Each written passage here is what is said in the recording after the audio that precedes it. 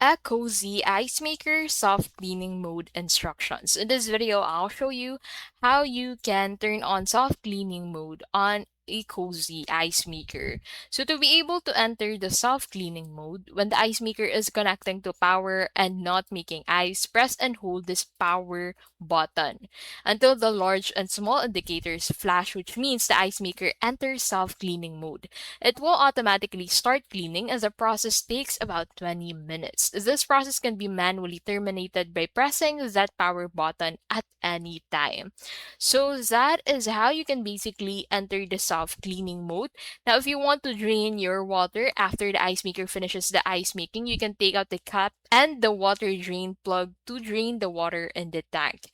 It's better to change water every 24 hours. If the ice maker is not in use, please clean it and dry all parts of it. And that is how you can basically enter self cleaning mode on Ecozy Ice Maker.